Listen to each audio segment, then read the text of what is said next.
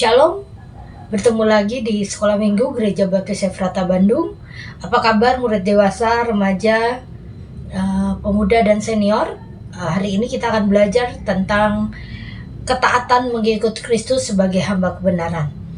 Kita masuk ke pelajaran 8, mari kita sama-sama buka dari Roma 6 ayat 15 sampai 23. Roma 6 ayat 15 sampai 23. Hari ini kita akan belajar tentang hamba kebenaran. Jadi sebelum kita memulai pelajaran kita akan baca dulu firman Tuhan yang menjadi dasar pelajaran kita. Roma 6 ayat 15 sampai 23. Saya akan membacakannya, Bapak Ibu Saudara sekalian. Saya membacanya dari TB2. Kalau ada perbedaan kata, jangan berpikiran bahwa ini salah gitu. Jangan, karena ini TB2 memang ada perubahan beberapa kata, tetapi intinya itu sama. Roma 6 ayat 15 sampai 23. Saya akan bacakan, silakan Bapak Ibu Saudara sekalian menyimaknya. 2 macam perhambaan. Jadi bagaimana? Apakah kita akan berbuat dosa karena kita tidak berada di bawah hukum Taurat, tetapi di bawah anugerah? Sekali-kali tidak. Apakah kamu tidak tahu bahwa apabila kamu menyerahkan dirimu kepada seseorang sebagai hamba untuk mentaatinya, kamu adalah hamba orang itu yang harus kamu taati. Entah itu dosa yang memimpin kamu kepada kematian, entah itu ketaatan yang memimpin kamu kepada kebenaran. Namun syukur kepada Allah, dahulu memang kamu hamba dosa, tetapi sekarang kamu dengan segenap hati telah mentaati pengajaran yang telah seterusnya kepadamu. Kamu telah dimerdekakan dari dosa dan menjadi hamba kebenaran.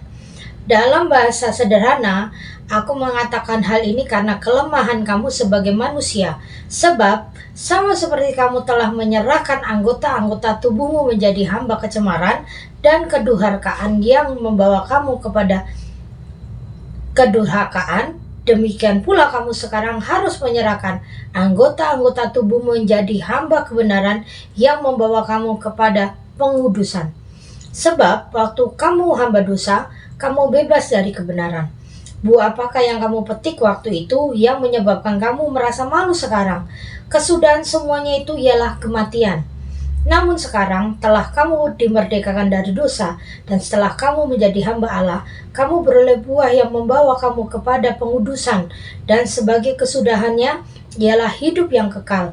Sebab upah dosa ialah maut, tetapi karunia Allah ialah hidup yang kekal dalam Kristus Yesus Tuhan kita.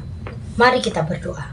Tuhan Yesus yang baik, kami ucap syukur karena Engkau memberikan kami kesempatan untuk belajar firman-Mu. Berkati kami supaya kami mengerti, memahami, dan melakukannya dalam hidup kami. Dan hanya di dalam nama Yesus kami percaya berdoa, haleluya, amin. Bapak Ibu Saudara sekalian, kita akan belajar tentang 2 perhambaan. Yang pertama adalah hamba dosa, yang kedua adalah hamba kebenaran. Mungkin Bapak Ibu masih ingat lagu ini, lagu sekolah minggu zaman dulu. Waktu saya kecil aja ini lagu sudah ada. Di dalam dunia ada 2 jalan, lebar dan sempit, mana kau pilih? Yang lebar api jiwamu mati, tapi yang sempit hidup berglori. Nah, Bapak Ibu Saudara sekalian, dari zaman dulu kita diajarkan bahwa di dalam dunia itu ada 2 jalan. Ada yang lebar, itu menandakan dosa, hidup tanpa peraturan, semaunya sendiri, melakukan apa yang kita suka, melakukan apa yang kita mau tanpa ada arahan dari Tuhan. Tetapi kalau yang jalan sempit itu adalah gambaran tentang hidup bersama Tuhan, hidup dengan aturan, hidup dengan keterbatasan, tidak melakukan dosa tapi melakukan kebenaran gitu kan. Memang sesak, tetapi ujung-ujungnya adalah kemuliaan. Di dalam dunia ini juga kita pahami bahwa ada yang beriringan, gelap dan terang, manis dan asin, pahit gitu kan ya. Juga ada yang beriringan dengan baik dan buruk. Ada juga yang beriringan, juga ada yang siang, ada yang malam, semuanya beriringan. Dan dua-duanya ini mengingatkan kita bahwa hidup ini dengan pilihan. Terkadang bukan hanya 2 pilihan, tapi banyak pilihan. Ayat yang kita baca tadi dari Roma itu mengingatkan kita bahwa hidup kita dulu itu hamba dosa. Kita lahir dengan dosa turunan dari nenek moyang kita, dan itu tidak bisa dirubah. Tidak bisa namanya di skip, atau namanya juga hanya orang-orang tertentu yang keturunan dosa. Oh tidak, semuanya. Karena manusia telah berbuat dosa dan jauh dari kemuliaan Allah, begitu kan? Tetapi puji nama Tuhan, Tuhan sudah mati dan menebus kita dari setiap dosa-dosa kita sehingga kita memperoleh keselamatan. Makanya Tuhan mengingatkan kita bahwa kita ini hamba kebenaran, karena dulu memang kita hamba dosa, hidup dalam payung dosa, hidup dalam bayang-bayang dosa, hidup dalam keputusasaan, dan masa depan itu tidak ada kecuali kematian dan kehancuran gitu, kebinasaan. Tetapi setelah kita percaya sama Tuhan Yesus, itu membuat kita menjadi hamba kebenaran. Kita yang tadinya berjalan dalam kegelapan, kita berjalan dalam terang kasih Tuhan. Ini yang membuat kita diingatkan hari ini. Bapak Ibu Saudara sekalian, banyak sekali hal-hal yang di dunia ini membuat kita bimbang atau galau gitu toh. Saat saya berjalan dalam kebenaran, saya melakukan kerugian. Pelajaran yang lalu juga begitu kan ya. Saat saya melakukan kebenaran kok banyak kerugian-kerugian terjadi, tetapi ujung-ujungnya aman gitu kan ya. Saat yang lain-lainnya sudah mulai korupsi, mengambil terus keuntungannya sendiri, saya sendiri enggak, wah saya dikucilkan nih gitu kan. Tetapi orang yang jujur, orang yang benar, itu pasti kedepannya adalah dia melakukan hal-hal yang lebih aman buat dirinya dan keluarganya. Kebenaran itu memang membuat kita berjalan sepertinya jadi orang asing di sekitar kita. Yang lainnya kesana kok kita nggak sendiri gitu kan ya. Tetapi inilah yang membuat Tuhan mengingatkan kita, kamu hamba kebenaran bukan hanya di situasi 1, 2, tetapi hamba kebenaran dalam semua situasi yang harus kita lakukan. Dalam pelajaran kita hari ini kita diingatkan bahwa yang pertama, dari ayat yang pertama adalah kita harus bersyukur bahwa kita tuh dipilih dan kita ini menjadi hamba kebenaran. Masih ingat satu ayatnya bahwa engkau dipilih sebelum dunia dijadikan, engkau dipilih sejak engkau dalam kandungan. Kita itu dipilih. Kalau ada ibu-ibu semua yang kalau nambi beras gitu kan ya, begini nambi beras, kita lihat milih, ada yang gabah dibuang, ada yang batu dibuang gitu. Yang dipilih itu pasti yang bagus, yang dimasak itu yang bagus. Nah, seperti penampian seperti inilah kita sudah dipilih.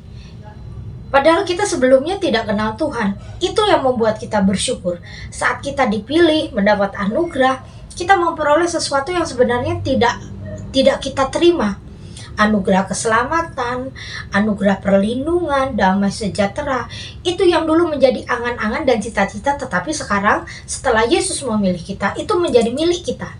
Itu hal yang luar biasa yang harus kita syukuri. Yang kedua, kita dimerdekakan dan menyerahkan diri sebagai hamba kebenaran dengan rela hati. Kita menyerahkan diri kita menjadi hamba kebenaran. Bukan karena paksaan, bukan karena dorongan suami, bukan dorongan istri, bukan dorongan anak-anak, bukan dorongan orang-orang lain, tapi dengan kesadaran diri, kita mengakui bahwa kita ini menjadi hamba kebenaran dan melakukan kebenaran itu sendiri. Kalau itu tidak dari kesadaran diri sendiri, itu tidak akan berjalan lama. Itu hanya cuma momen-momen tertentu kita melakukannya, tetapi saat momennya tidak pas, kita tidak melakukannya. Hari 2 minggu ini ya, kami guru-guru sekolah minggu sedang belajar tentang satu buku namanya Keluar dari Kesuaman Rohani. Dan buku ini baru bab pertama saja kita sudah banyak sekali diberkati. Banyak orang yang datang ke KKR, kebaktian kebangunan rohani biasanya gitu kan. Wah, pasti akan ada mujizat, pasti ada pemulihan, pasti akan ada sukacita.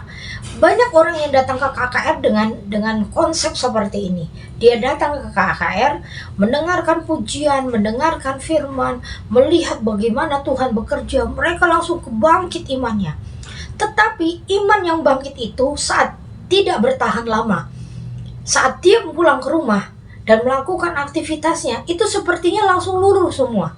Dan kebanyakan orang seperti itu. Kenapa? Karena tanpa kesadaran diri bahwa apa yang dia terima itu harus dipelihara dan dijaga, dan terutama dilakukan. Banyak orang Kristen hanya mau menerima tanpa mau melakukannya. Ingin mendengar firman yang menyegarkan jiwa, pengen mendengarkan kalimat quotes yang membuat semangat, tetapi tidak mau melakukannya. Banyak orang Kristen yang hanya mau menerima, tetapi tidak mau melakukannya.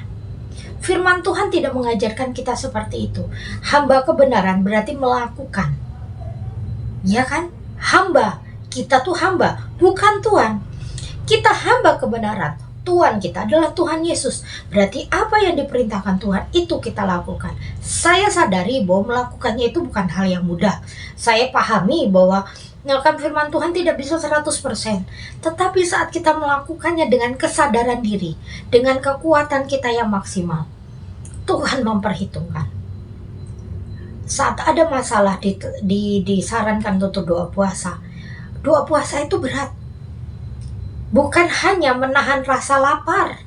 Yang paling susah adalah menahan emosi kita. Doa puasa itu bukan hal yang mudah dilakukan. Tetapi saat kita melakukannya, walaupun itu jatuh bangun ya, Bapak Ibu Saudara sekalian, Tuhan memperhitungkannya.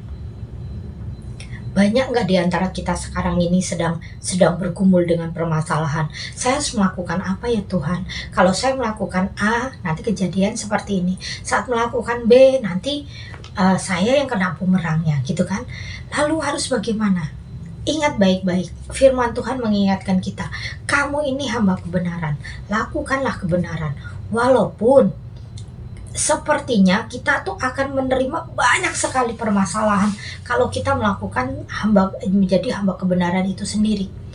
Jadi pelajaran yang ini dikatakan bahwa menyerahkan diri sebagai hamba kebenaran. Yang ketiga, buah hamba kebenaran. Buah dari hamba kebenaran itu adalah pasti damai sejahtera. Motivasinya adalah ketaatan. Taat kepada Tuhan, kita akan memperoleh damai sejahtera dan perlindungan. Tidak mungkin seorang hamba kebenaran mendapatkan permasalahan yang bertubi-tubi tanpa penyelesaian, bahkan kerugian. Tidak. Banyak sekali contohnya Bapak Ibu Saudara sekalian di Alkitab. Contohnya Yusuf. Yusuf itu seorang hamba kebenaran. Saat dia dipercaya oleh Potifar, dia melakukannya dengan benar, baik, dan dia diberkati dengan melimpah-limpah. Saat istri Potifar melakukan hal-hal yang tidak benar pada dia mulai belajar untuk menjadi hamba kebenaran. Dia berani berbilang bahwa kok istri tuanku, aku tidak pantas seperti itu. Tetapi istri Potifar melakukannya terus menerus. Dan akhirnya permasalahan itu jadi pada Yusuf.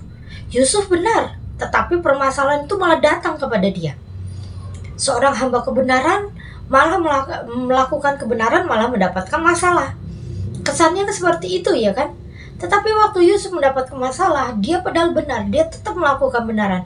Waktu dia dipindahkan tempat yang gelap, tempat yang tidak baik, ternyata di sana dia malah menjadi terang, menjadi berkat, menjadi orang kepercayaan. Dia di sana malah menjadi orang yang lebih daripada pemenang, misalnya bisa dikatakan begitu. Dia menunggu cukup lama. Dan akhirnya dia bisa keluar dari sana. Dan buah dari buah kebenaran dia apa? Dia menjadi orang nomor 2 di Mesir. Dia menjadi orang yang terpandang. Dia diangkat derajatnya, bukan hanya dia, bahkan seluruh keluarganya pun diberkati karena Yusuf. Hamba kebenaran itu memang di saat tertentu, memang rasanya sepertinya dihimpit, diinjak-injak, tidak punya harga diri. Masalah itu begitu banyak, kesesakan itu terjadi. Tetapi buahnya Bapak Ibu Saudara sekalian, itu memang tidak instan. Tetapi itu akan mendapat buahnya itu akan didapat. Dan pasti buah dari kebenaran adalah sesuatu yang manis, yang indah, yang benar, yang mulia bagi diri kita masing-masing. Seinstan-instannya mie instan tetap saja harus dikerjakan. Begitu juga kita, hamba kebenaran, tidak ada sesuatu yang instan untuk melakukan kebenaran. Tetapi saat kita melakukan ketaatan demi ketaatan, kita lakukan setiap hari, kita pasti akan mempribadikan itu dalam kehidupan kita. Bapak Ibu Saudara sekalian, apapun masalah kita saat ini, yuk mari kita sama-sama taat pada Tuhan dan melakukan kebenaran itu sendiri. Saya akan bacakan kesimpulannya. Kita harus bersyukur menjadi hamba kebenaran, di mana kita telah dimerdekakan dari dosa. Mari serahkan diri sepenuhnya padanya sebagai hamba kebenaran. Kiranya buah-buah kebenaran akan menjadi bukti nyata bahwa kita di dalam ketaatannya. Amin. Mari kita berdoa.